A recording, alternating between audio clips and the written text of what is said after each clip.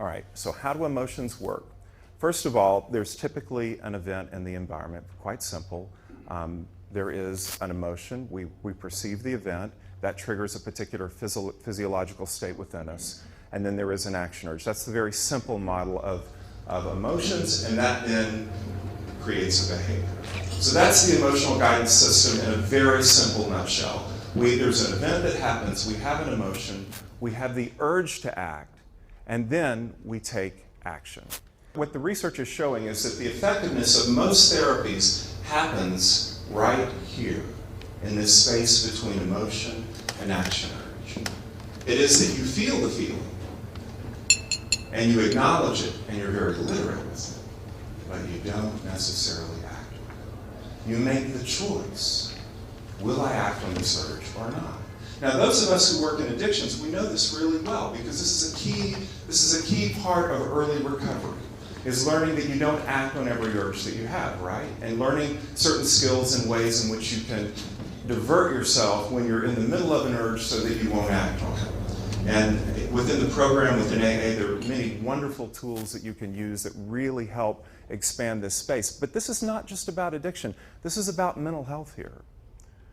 What we know about those who are really healthy and effectively coping in life is that they are very literate with their feelings. They understand how they feel. They can communicate how they feel.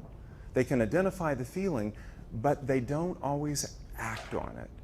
And the patients that come in to see us that are in the most trouble, what is it that they always do? They act, right? And they act and they act and they act on it. Oftentimes we'll hear emotions referred to like an addiction, and I think that's a really good analogy. If you think about the way these emotions work, it's almost like taking a shot of liquor. When you take a shot of, let's say, anger, it's a full system response. It modifies your perceptions, it modifies how you think, it modifies what's available to you in terms of options. It narrows your thinking. You get tunnel vision so that when you're angry, all you can think about is, I can't believe they did that, right? And that's what you keep focusing on. And the more you focus on it, and the more you roll those thoughts about it, the more you call up your friend and you say, gosh, Sarah, I can't believe they said that, this is that. And what did you just do?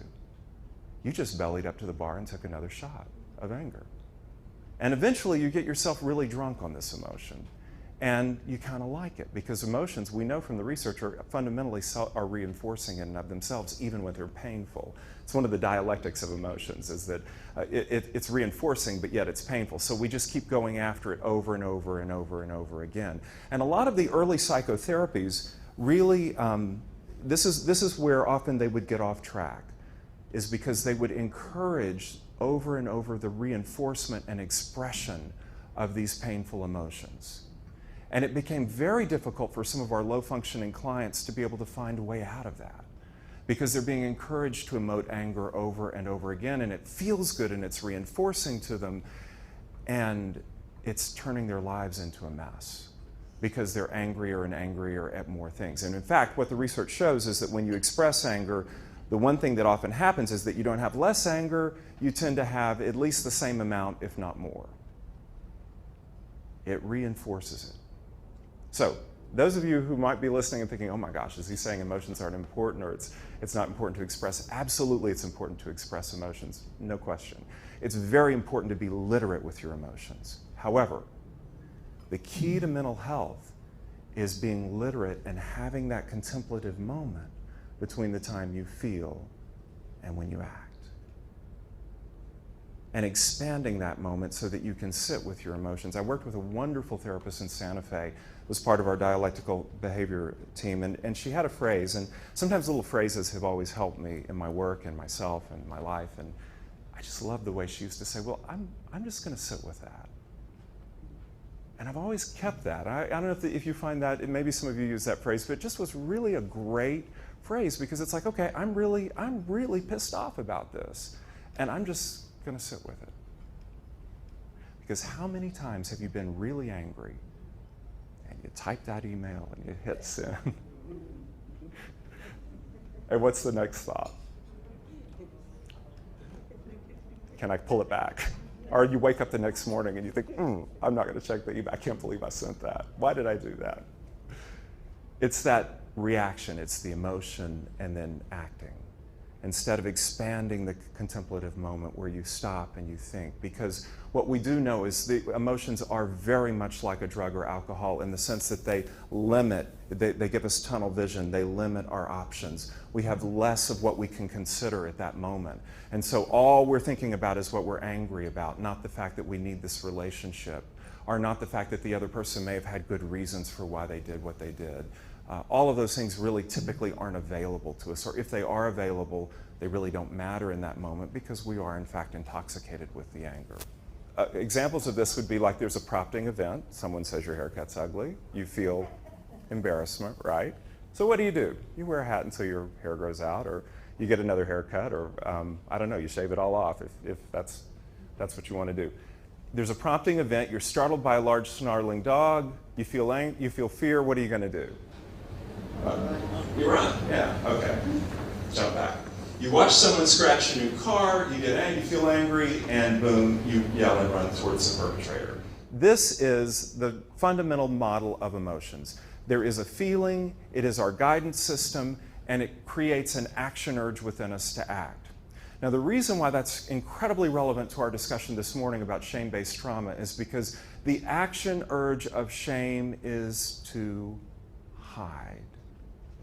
Okay?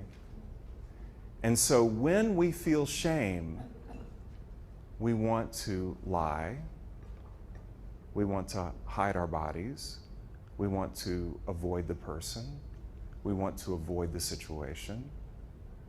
We may compartmentalize our lives. There are many, many ways. Humans are genius at finding ways to hide. And we can do it through a variety of ways, but it often comes out of this action urge for shame. And in shame-based trauma, when we experience shame consistently over a long period of time, we're being hit with this action urge to hide constantly. Now, some of you, those of you that might have read The Velvet Rage, you know that this is really relevant for kids who are growing up struggling with as gay and lesbians, because this is something that you learn to feel shame about. And by the way, it's a really interesting question. It was one that was asked of me, has been asked of me several times. When I was on the Oprah Winfrey Show, she actually asked us. It's always on the minds of folks, which is, well, now that we've had Will and Grace on TV, and now that it seems to be more accepting and it's around and people are okay with being gay and lesbian, is there really going to be a problem with it? Are kids growing up in more acceptance? Well, just on that particular issue, my answer is not necessarily. Because there's something in us that is hardwired to be like mom and dad. And we never really escape that. And as much as we might be in an accepting environment, and as much as mom and dad might be accepting of us and our feelings, we will never quite be like them. And there is a biological urge. It is hardwired into us.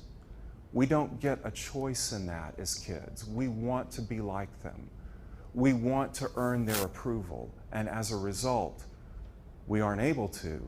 And our emotional guidance system kicks in and says, shame, it's a warning. You're not fitting in. Shame is the warning system really for survival as social animals.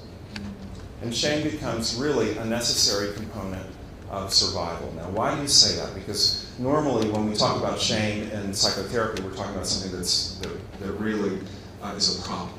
And so for me to say it's a guidance or it's a compass within us seems like it doesn't quite fit. But if you'll understand really why we might be programmed with this emotion, it is because in order to survive, we need to fit in. In order to win mom and dad's love, we need to be accepted. And as infants, they are God. They provide everything for us, right? They're essential to our survival. And if we are going to survive, we have to fit in. We have to be in that realm. And so shame becomes the warning system to us to say, I think you're stepping out. I think you're not fitting in. I think you're not accepted. Now, there's a difference here for those of you that are concerned about it, and it's the way that I draw it, and you can draw it in different ways, but I think it's a nice little way to divide it, is that if you think about the difference between shame and guilt, they are the same emotion. But when I typically refer to shame, it's I'm not good enough. And guilt is I've done something wrong. I violated my own values. But the emotion and that physical response in your body is the same.